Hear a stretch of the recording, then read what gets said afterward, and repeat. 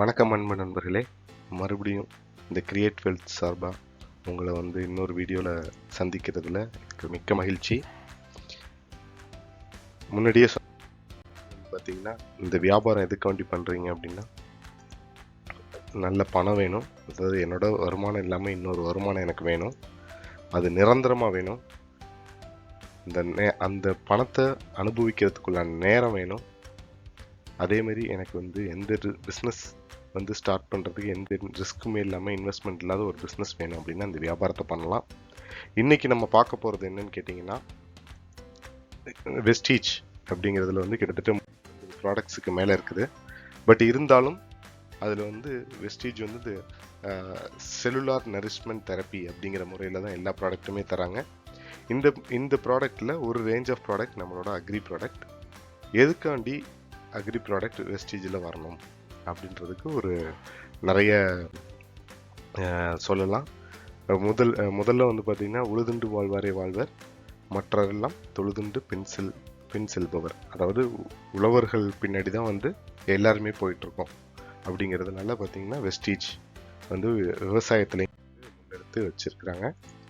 எதுக்காண்டி விவசாயத்தில் நம்ம ஃபோக்கஸ் பண்ணணும் அப்படின்னு கேட்டிங்கன்னா, எந்த ஒரு பொருளை எடுத்தாலும் நீங்கள் ஒரு ஃபுல் செல்ஃபோனை பார்த்தீங்கன்னாலும் சரி, இல்லை நீங்கள் எந்த ஒரு பொருள் எடுத்தாலும் அதோட பேஸ் அப்படின்னு பார்த்தீங்கன்னா விவசாயம் தான். விவசாயம் இல்லாமல் எந்த ஒரு ப்ராடக்ட்டும் கைக்கு வராது. அதேமாதிரி பார்த்தீங்கன்னா, நம்ம நாட்டில் கிட்டத்தட்ட 100 ரூபா வருமானம் வருது அப்படின்னா அதில் பார்த்தீங்கன்னா ஒரு 60-70 ரூபா பார்த்தீங்கன்னா விவசாயத்துலேருந்து தான் நாட்டுக்கு சம்பாரிச்சு கொடுக்குது. அதனால் கண்டிப்பாக விவசாயத்தில் நம்ம ஃபோக்கஸ் பண்ணி ஆகணும். எதனால என்ன பொட்டன்ஷியல் இருக்குது இந்த விவசாய பிஸ்னஸில் அப்படின்னு கேட்டிங்கன்னா, என்னன்னா அதாவது ஃபஸ்ட்டு பார்த்தீங்கன்னா, விவசாய ஏஜில் இருந்தோம், அடுத்து இண்டஸ்ட்ரியல் ஏஜாக மாறுச்சு. பட் என்ன தான் இண்டஸ்ட்ரியல் ஏஜ் அப்படின்னு வந்தாலுமே பார்த்தீங்கன்னா, இந்த க்ரீன் புரட்சிக்கு அப்புறமேல் பார்த்தீங்கன்னா இண்டஸ்ட்ரியல் ஏஜாக மாறிடுச்சு. எதனாலன்னா, விவசாயம் ஏதோ ஒரு கார்ப்பரேட் கம்பெனியோட கையிலையும் அவங்க கையிலையும் சிக்கினதுனால தான் இண்டஸ்ட்ரியல் ஏஜே வந்தது. அப்போ க்ரீன் ரெவல்யூஷன் வந்ததுனால உரத்தை நோக்கி போனோம், எல்லாமே போனோம். இப்போ என்னன்னு கேட்டிங்கன்னா, உரம் இல்லாமல் விவசாயம் இல்லை, வெளியிலேருந்து யார்ட்டையாவது ஏதாவது வாங்கி தான் நான் விவசாயம் பண்ணணும் அப்படிங்கிற ஒரு ஸ்டேஜில் இருக்கும். அப்போ தற்சார்பு விவசாயம் இங்கே இல்லாமல் போயிடுச்சு. அந்த மாதிரி ஒரு ஸ்டேஜில் பார்த்தீங்கன்னா, நம்மளோட மண் எல்லாமே வளம் கெட்டு போயிடுச்சு. அப்போ இந்த வளம் கெட்டு போன ஒரு விஷயத்தில் விதைச்சி சாப்பிட்ற சாப்பாடு எப்படி வளமாக இருக்க முடியும்? அப்போ வெஸ்டீஜ் என்ன முடிவு பண்ணுறாங்க? அப்போ இந்த வளமான சாப்பாடு கிடைக்கிறதுக்கு விவசாயம் தான் முன்னிறுத்தி நிற்கிது. அப்போ அந்த விவசாயத்தில் நம்ம ஃபோக்கஸ் பண்ணோம் அப்படின்றத உறுதியாக நின்று இந்த விவசாய பிஸ்னஸில் இருக்காங்க. அப்போ இதனால தான் இந்த பயோ ப்ராடக்ட்ஸ் விவசாயத்தில் பார்த்தீங்கன்னா பயோ ப்ராடக்ட்ஸ் இருந்தால் தான் பயோ ஃபெர்டிலைசர்ஸ், பயோ ஃபங்கிசைட்ஸு, அதாவது பூஞ்சான் கொல்லிகள் இதெல்லாம் பயோ முறையில், அதாவது இயற்கையான முறையில் இருந்தால் மட்டும்தான் நம்மளோட சாப்பாடு ஒழுங்காக இருக்கும். இப்போ சாப்பாடு ஒழுங்காக இருந்ததுன்னா இந்த செல்லுலர் நரிஷ்மெண்ட் தெரப்பி, அதாவது உங்களோட செல்கள் எல்லாமே புதுமையாகவும் ஆரோக்கியமும் இருக்கிறதுக்கு முற்றிலும் அவங்க வெஸ்டீஜ் அவங்களோட கோட்பாட்டில் சக்ஸஸ் பண்ண முடியும். அப்படிங்கிறதுனால தான் இந்த விவசாயத்தில் இறங்கியிருக்காங்க. இதில் நீங்கள் முக்கியமாக பார்க்க வேண்டியது என்னன்னு, ஒரு மண் எடுத்துக்கிட்டிங்கன்னா இந்த மாதிரி விதத்தில் தான் இருக்குது. அப்போ தண்ணி நிறைய 25%, காற்று 25%, இது இல்லாமல் மினரல் பார்ட்டிகிள்ஸ், அதாவது தாதுக்கள், உப்புக்கள் இதெல்லாம் இருக்குது. இது இல்லாமல் ஆர்கானிக் மேட்டர்ஸ், அதாவது மக்கும் குப்பைகள், ஹியூமிக்கு, ரூட்டு, அதாவது ரூட்டே 10% தான். இது இல்லாமல் ஆர்கானிசம்ஸ், இதெல்லாம் சேர்ந்தது தான் மண். இந்த மண்ணில் நம்ம தண்ணிலையும் ஏர்லேயும் மினரல் பார்ட்டிகிள்ஸையும் நம்ம பெருசாக நம்மளோட பங்கு கிடையாது. பட் அந்த ஆர்கானிக் மேட்டர்ஸ் அல்லது ஹியூமஸ், இந்த ஆர்கானிசம், இந்த விஷயத்தை நம்ம கரெக்டாக போட்டோம்னா பாக்கி எல்லாத்தையும் இது சரிவிதமாக யூஸ் பண்ணிக்கும் அப்படி ரூலு. அதே மாதிரி நீங்கள் ரொம்ப குறிப்பாக தெரிஞ்சுக்க வேண்டியது என்னன்னா, நம்ம செடி வளர்கிற ஸ்டேஜில் மட்டும்தான் பார்க்குறோம். பட் ஆனால் விதைக்கிற பருவத்திலேருந்து வளர்கிற பருவம் வரைக்கும் கிட்டத்தட்ட அப்போ ஒரு 5-6 ஸ்டேஜ் இருக்குது. இப்போ இந்த 5-6 ஸ்டேஜுக்குமே பார்த்தீங்கன்னா வெளியில் நம்ம என்ன பண்ணோம், பொட்டாசியம், சோடியம், உப்பு இவ்வளோ தான் போட்டுட்ருக்குறோம். அப்போது இதுக்கு நம்ம ஒவ்வொரு ஸ்டேஜுக்கும் அப்போ ஒரு குழந்தை பிறக்கிறப்போ ஒரு சத்து தேவைப்படுது, வளர்ந்ததுக்கப்புறம் ஒரு சத்து தேவைப்படுது, வயசானதுக்கப்புறம் ஒரு சத்து தேவைப்படுது. அப்போ எல்லா இடத்துலையும் நான் எப்படி ஒரே சத்தை கொடுக்க முடியும்? அப்போ எல்லா இடத்துலையுமே பார்த்தீங்கன்னா ஒரே உரத்தை தானே போட்டுட்ருக்கோம். அந்த ஸ்டேஜில் வெஸ்டீஜ் என்ன கொடுக்குறாங்க, ஒவ்வொரு பருவத்துலேயும் நீங்கள் ஒவ்வொரு காய்கறி பழங்கள், ஒவ்வொரு விதமான சத்துக்களை நீங்கள் கொடுக்கணும் அப்படின்றத ரிசர்ச் பண்ணி அந்த ரிசர்ச் பேசிஸில் எல்லா ப்ராடக்ட்டையும் கொடுக்குறாங்க. இப்போ நம்ம படிப்படியாக ப்ராடக்ட் பார்க்க போகிறோம். அதில் வந்து வெஸ்டேஜில் அருமையான ப்ராடக்ட்ஸ் நிறைய இருக்குது. அதில் வந்து அக்ரி 82 ஒன்று, அது வந்து ஆக்டிவேட்டர்னு நீங்கள் வந்து கீவேர்டு வச்சுக்கலாம். ஆக்டிவேட்டர்னால் இது வந்து உரமும் பூச்சி மருந்தும் கிடையாது. ஆனால் உரத்தோட செலவையும் பூச்சி மருந்து செலவையும் கம்மி பண்ணி அந்த உரம் நீங்கள் யூஸ் பண்ணக்கூடிய உரம் பூச்சி மருந்தோட வேலையை வந்து நல்ல நிறைவாக செய்யப்படும். அக்ரி ஹியூமிக், இந்த அக்ரி ஹியூமிக் என்ன பண்ணணும்னு கேட்டிங்கன்னா, இது வந்து growth ஃபேக்டர் உள்ளது. இது வந்து என்ன பண்ணணும்னு கேட்டிங்கன்னா, நீங்கள் போடக்கூடிய உரத்தை வந்து ரொம்ப சுலபமாக மக்க வச்சு கொடுத்துரும். அப்போது செடி ரொம்ப ஈஸியாக எடுத்து அதை வந்து தன்னோட வளர்ச்சிக்கு உபயோகிச்சுக்கும். ஃபங்கிசைடு, அந்த பயோ அப்படிங்கிற முறையில் வந்து பூஞ்சான் கொல்லி கொடுக்குறாங்க. இது வந்து உங்களோட விதைக்கக்கூடிய விதைகளையும் பாதுகாத்து வளரக்கூடிய செடிகளையும் பாதுகாத்து பூஞ்சான் இதெல்லாம் பூசணங்கள் இதெல்லாம் பிடிக்காமல் பார்த்துக்கும். அடுத்து அக்ரி கோல்டு, இது வந்து நல்ல உரம் ஃப்ளவரிங் ஸ்டேஜில் ஃப்ரூட்ஸு இதுக்கெலாம் வந்து கொடுக்கக்கூடியது. அடுத்து அக்ரி மாஸு, இது வந்து எக்ஸலண்ட்டான ஒரு ப்ராடக்ட்டு, நல்ல ப்ரொடக்டிவிட்டி கொடுக்கக்கூடியது. இது வந்து மல்டி விட்டமின்ஸ் சொல்லக்கூடிய ஒரு ப்ராடக்ட்டு. அடுத்து நானோ டெக்னாலஜி முறையில் நானோ டெக்னு கொடுக்குறாங்க. இது வந்து என்ன உங்களுக்கு சத்து தேவையோ அந்த செடிக்கு அதை வந்து அந்த கரெக்டான ஸ்டேஜில் எடுத்து கொடுக்கறது. நீங்கள் என்ன தான் சத்து அதிகமாக போட்டாலும் அப்போது என்ன அந்த செடிக்கு வந்து உரம் என்ன மாதிரி சத்து தேவையோ அந்த சத்தை மட்டும் மண்ணிலேருந்து எடுத்து அதை வந்து எடுத்து கொடுக்கும். இப்போ ஒவ்வொரு பார்க்கலாம். இதில் வந்து பார்த்தீங்கன்னா அக்ரி 82 இது வந்து ஒரு ஆக்டிவேட்டர், அதாவது இது வந்து உந்து சக்தி அப்படின்னு சொல்கிறாங்க, உந்துதல் படுத்துது. அடுத்து ஸ்ப்ரெட்டர், பரவும் தன்மை கொண்டது. நீங்கள் பயன்படுத்தக்கூடிய எந்த பொருளாக இருந்தாலும் அதை வந்து பரவி அந்த பாத்தி ஃபுல்லுத்துக்கும் வந்து எடுத்து கொடுக்கக்கூடியது. அப்போ நீங்கள் பூச்சி மருந்து கூட போட்டிங்கன்னா பூச்சி மருந்தையும் நல்லா எஃபெக்டிவாக யூஸ் பண்ணி கொடுக்கும். இப்போ நீங்கள் உரத்து கூட போட்டிங்கன்னா உரத்தையும் வந்து நல்லா ஸ்ப்ரெட் பண்ணி கொடுக்கும். பவுட்ரு முறையில் இப்போ உரத்தை போட்டிங்கன்னா கட்டி பிடிக்காமல் பார்த்துக்கும். இந்த கட்டி பிடிச்சதையும் உடச்சி எல்லா இடத்துக்கும் எடுத்து கொடுக்கும். அடுத்து வெட்டர், இது வந்து ஈரத்தன்மையை வந்து பாதுகாத்து கொடுக்கும். அப்போது நீங்கள் வந்து தண்ணி எனக்கு கம்மியாக தான் இருக்குது, அதில் நிறைவான விவசாயம் பண்ண முடியுமானா இந்த அக்ரி 82 வச்சு நீங்கள் பண்ண முடியும். அடுத்து வந்து பார்த்தீங்கன்னா இது வந்து நான் டாக்ஸிக்கு எக்கோ ஃப்ரெண்ட்லி, இயற்கையான முறையில் வந்து எந்தவித கெமிக்கல் சப்ஸ்டன்ஸும் இல்லாமல் வந்து இதை வந்து அதாவது ஆர்டிஃபிஷியல் கெமிக்கல் இல்லாமல் இதை வந்து தயாரிக்கிறாங்க. இது வந்து ஒரு எண்ணெய் தன்மை, பிசுபிசுப்பு தன்மை கொண்டது. இது வந்து யூனிஃபார்ம் சொல்யூஷனு. இது வந்து பார்த்திங்கன்னா யூனிஃபார்மாக, அதாவது நிறைவாக ஒரு சரிசமமாக எல்லா இடத்துலையும் நீங்கள் எது கூட இதை சேர்த்தாலும் அதை வந்து ஸ்ப்ரெட் பண்ணி கொடுக்கும். அடுத்து வந்து பார்த்திங்கன்னா அக்ரி ஹியூமிக்கில் வந்து பார்த்தீங்கன்னா ஹியூமிக் ஆசிடு, ஃபல்விக் ஆசிடு, ஹியூமின், இது 3 பொருள் இருக்குது. இது என்ன பண்ணும் அப்படின்னு கேட்டிங்கன்னா, இது வந்து பார்த்தீங்கன்னா நீங்கள் எந்த உரம் போட்டாலும் அந்த உரத்தை வந்து மக்கிறதுக்குன்னு ஒரு டைம் எடுக்கும். அந்த மக்கக்கூடிய டைமை கம்மி பண்ணி உங்களுக்கு வந்து ரொம்ப சுலபமாக மக்கி அது வந்து பிரித்து அந்த சத்தெல்லாம் வந்து உங்களோட செடிக்கோ தாவரத்துக்கோ எடுத்து கொடுக்குறது யூஸ்ஃபுல்லாக இருக்கும். அப்போ 100 ரூபா நீங்கள் உரத்தில் காசு போட்டிங்கன்னா அந்த 100 ரூபாயும் ஒழுங்காக கரெக்டான ஸ்டேஜில் கரெக்டான இடத்துல வந்து அது எடுத்து இது வந்து உபயோகிக்க கொடுத்துருது. உதாரணத்துக்கு இப்போ நீங்கள் வந்து ஒரு 10 கிலோ உரம் போடுறீங்க அப்படின்னா அது ஒரு சில உரங்கள் வந்து சீக்கிரமாக மக்கும், ஒரு சிலது மக்காது. அப்போ உங்களுக்கு அந்த இப்போ உங்களோட பூக்கும் காலம் காய்க்கும் காலம் முடிஞ்சதுக்கு அப்புறமேல அது மக்கி அதில் மண்ணில் சேர்ந்து என்ன பண்ணுறது? அப்போ சீக்கிரமாக மக்கறதுக்கு இதை சேர்த்துக்கிட்டிங்கன்னா தான் நீங்கள் போடக்கூடிய பணம் உண்மையான முறையில் கரெக்டான முறையில் வந்து போய். இந்த ஹியூமிக் என்ன பண்ணுது? சாயில் போரோசிட்டி, அதாவது சாயில் வந்து புறப்புறத்து நல்லா மிருதுவாக வச்சுக்க எதுவாக இருக்குது. அடுத்து சாயில் ஏரேஷன், காற்று புகும் அளவுக்கு வந்து சாயிலை வந்து இது பண்ணி நல்லா அதாவது காற்று நிறையா, உயிர் காற்றுகள் நிறைய இருக்க அளவுக்கு பண்ணி கொடுக்குது. அடுத்து வந்து பார்த்தீங்கன்னா சாயில் ட்ரைனேஜ், தேவையில்லாத பொருட்களை வந்து வெளியில் தள்ளி கொடுத்துருது. அடுத்தது சீட் ஜெர்மினேஷன், உங்களோட விதை வந்து நல்லா வளர்கிறதுக்கு ஒரு நல்ல ஒரு பொருளாக இது வந்து அமையுது. அடுத்து வந்து சாயில் ஃபெர்டிலிட்டி, உங்களோட மண் வளத்தை வந்து அதிகப்படுத்துது, மலத்துத்தன்மையை நீக்கி கொடுக்குது.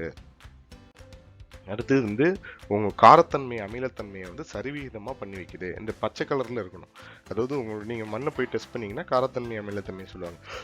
அதில் வந்து ஒரேடியாக வந்து காரமாக இருக்கக்கூட, ஒரேடியாக அமிலத்தன்மையும் ஜாஸ்தி இருக்கக்கூடாது. அப்போ வந்து இது வந்து நியூட்ரலைஸ் பண்ணி கொடுக்குது. இதனால என்ன ஆகுது? உங்களோட செடி வந்து சந்தோஷமாக இருக்குது, அதான் உண்மை. அப்போ சந்தோஷமாக இருக்கும்போது வந்து பார்த்திங்கன்னா நல்லா காய்ப்பு அதிகமாக கிடைக்கும். ஒரு மனிதன் சந்தோஷமாக இருக்கும்போது தான் அவனோட ப்ரொடக்டிவிட்டி, அவனோட உற்பத்தி ஜாஸ்தி இருக்கும். ஒரு செடி சந்தோஷமாக இருந்தால் தான் அந்த செடியோட உற்பத்தி நல்லாயிருக்கும், அதில் சாப்பிடக்கூடிய சாப்பாடும் நமக்கு நல்ல வளமாக இருக்கும்.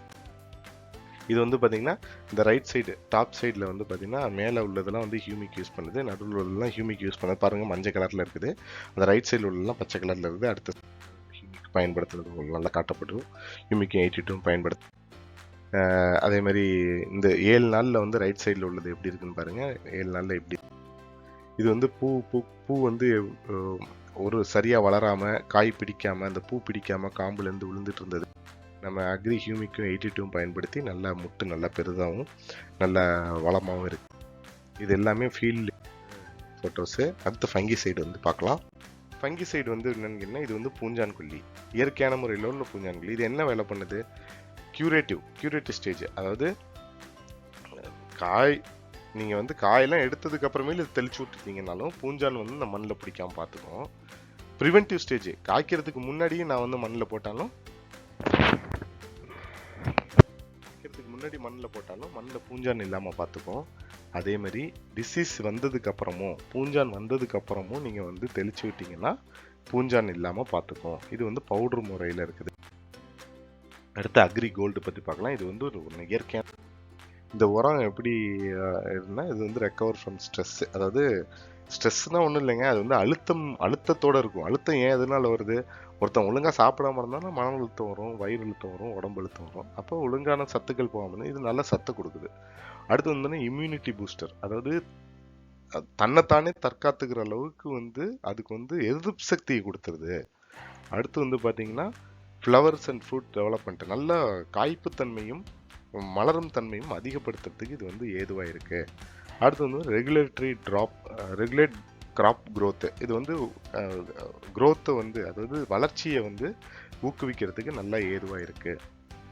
ரெகுலேட் தி சைட்டோபிளாசம்னா ஒன்றும் இல்லைங்க, பச்சையம். அந்த பச்சையத்தை வந்து காக்கிறதுக்கு வந்து பார்த்தீங்கன்னா இது வந்து ரொம்ப எக்ஸலண்ட்டான ஒரு ப்ராடக்ட் அமையுது. இது வந்து ஒரு உரம் கிடையாது, அக்ரி மாசு. இது வந்து பூக்கும் காலத்தில் போகுது. மாசுனா மாசாக இருக்குங்க. இந்த ப்ராடக்ட் வந்து பார்த்தீங்கன்னா என்ன வேலை பண்ணுதுன்னா கம்ப்ளீட் நியூட்ரிஷன். உங்கள் செடிக்கு தேவையான எல்லா நியூட்ரிஷனையும் இது கொடுக்குது. பூக்குற காலத்தில் தெளிக்கக்கூடியது. Rich in amino acids. அதாவது அமினோ ஆசிட்ஸ்னால் ஒன்றும் இல்லை, புரோட்டீன் தான் அமினோ ஆசிட். மனுஷனுக்கும் அமினோ ஆசிட் தான் வேணும், செடிக்கும் அமினோ ஆசிட் தான் வேணும். அமினோ ஆசிட்ஸை வந்து எப்படி வந்து ஒரு ப்ரோட்டீன் பவுடரில் வந்து வெஸ்டீஜ் வந்து கொடுக்குறாங்களோ, பில்டிங் பிளாக்ஸ் மாதிரி வந்து மனுஷனோட வளர்ச்சிக்கு இது ஏதுவாக இருக்குதோ அதே மாதிரி ஒவ்வொரு செடியில் உள்ள செல்லுக்கும் வந்து அமினோ ஆசிட்ஸ் வந்து ரிச்சாக எடுத்து கொடுக்குது. அடுத்து இம்ப்ரூவ்ஸ் பிளான்ட் ஃபெர்டிலிட்டி, மலத்தன்மையை போக்குது, நல்ல காய்ப்புத்தன்மையை உண்டு பண்ணும். அந்த குவாலிட்டி ரிசல்ட் உங்களோட இந்த மாஸ் பயன்படுத்தினீங்கன்னா உங்களோட காய்கள் எல்லாம் வந்து நல்லா பெருத்து நல்லா, அதாவது இந்த செகண்ட் ரேட்டு போகாத அளவுக்கு வந்து பண்ணி கொடுக்கும். அடுத்து இம்ப்ரூவ்ஸ் ஃபோட்டோசிந்தசிஸ். இதுவும் அதே தாங்க, பச்சையத்தை வந்து அதிகப்படுத்தி அப்போ கிரகிச்சு காற்றுல உள்ள சத்துக்களை எல்லாம் வந்து ஏற்றுக்கிறதுக்கு இந்த ஃபைட்டோசிந்தசிஸ் இருக்கணும். ஃபைட்டோசிந்தசிஸ் ஒன்றும் இல்லை, நம்ம உடம்புக்கு மெட்டபாலிசமு, செடிக்கு ஃபைட்டோசிந்தசிஸ். அதாவது ஒரு சத்தை எடுத்து அதை வந்து அதாவது இயற்கையிலேருந்து சத்தை எடுத்து அதை உள்வாங்கி அதை வந்து டைஜஸ்ட் பண்ணி திருப்பி காய்க்கும் இதுக்கும் எடுத்து கொடுக்கறது தான். இந்த வேலையை வந்து பண்ணுறதுக்கு இந்த மாஸ் நல்லா பாருங்க. மாஸ் அடிக்காத காய் எப்படி, மாஸ் அடித்த காய் எப்படி நல்லா பெருத்து இருக்கு பாருங்க. அடுத்து பாருங்க, இது பாருங்க, நம்ம புடலங்காய் நல்லா நீண்டு தரையை தொடுற அளவுக்கு நல்லா வளர்ந்துருக்குது. இவர் வந்து பார்த்தீங்கன்னா இந்த கொடியே வந்து மாற்றிட்டார் அந்த அளவுக்கு. நெக்ஸ்ட் வந்து பாருங்க, இது எல்லாமே நம்ம 82 எல்லாம் பயன்படுத்தினது. அடுத்து வந்து நானோடெக். இது வந்து நானோ டெக்னாலஜி ப்ராடக்ட். இந்த ப்ராடக்ட் என்ன பண்ணுங்கன்னா, எனக்கு சரியாக வளர மாட்டேங்குது, சத்தெல்லாம் போட்டு பார்க்குறேன், இருந்தாலும் எடுக்க மாட்டேங்குது அப்படின்னா அந்த செடிக்கு என்ன சத்து வேணுமோ அது யாருக்கு தெரியும்? கடவுளுக்கு தானே தெரியும். அந்த கடவுள்கிட்ட இந்த நானோடெக் ப்ராடக்ட் கேட்டு என்ன பண்ணுது, எப்போ இந்த செடிக்கு இந்த சத்து தான் வேணும்னு இதுவே எடுத்துக்கொண்டு போய் அந்தந்த பருவத்தை எல்லா விதமான மைக்ரோ நியூட்ரியன்ஸ் மேக்ரோ நியூட்ரியன்ஸ் எல்லாமே வந்து மண்ணில் இருந்தாலும் அதை எடுத்துக்கக்கூடிய தன்மை வந்து பார்த்தீங்கன்னா செடிக்கு இருக்கும். அதுக்கு என்ன தேவையோ அதை வந்து கரெக்டாக எடுத்து கொடுக்கும். இது வந்து காய்க்கிற ஸ்டேஜில், பூத்ததுக்கு அப்புறமேல காய்க்கிற ஸ்டேஜில் அடிக்கக்கூடியது நானோடெக். நல்ல காய் பெருக்கிறதுக்கு எல்லாத்துக்குமே நல்லா உபயோகமாக இருக்கும். இது வந்து என்ன பண்ணுது, மைக்ரோ நியூட்ரியன்ஸ் நிறையா இருக்குது, நிறைய மைக்ரோ நியூட்ரியன்ஸ். அடுத்து வந்து பார்த்தீங்கன்னா நானோ சிலேட்டட் டெக்னாலஜி. இது வந்து என்ன பண்ணுறாங்கன்னா இந்த நியூட்ரிஷனையும் மினரல்ஸையும் சத்துக்களையும் தாதுக்களையும் வந்து பைண்ட் பண்ணி அப்படியே கம்ப்ளீட்டாக உள்ளற ஒரு டெக்னாலஜியாக வச்சுருக்கிறாங்க. நானோ சிலேட்டட் டெக்னாலஜி. இது வந்து பார்த்திங்கன்னா பேட்டன்டட் டெக்னாலஜி. இன்க்ரீஸ் ப்ரொடக்டிவிட்டி, இது உற்பத்தி அதிகப்படுத்தி கொடுக்கும். சைஸு ஷேப்பு எனக்கு வந்து காய் வந்து பார்த்தீங்கன்னா செகண்டில் போகுது, வாழைக்காய் அதெல்லாம் போட்டிங்கன்னா இந்த நானோடெக் யூஸ் பண்ணிங்கன்னா நல்லா சூப்பராக இருக்கும்.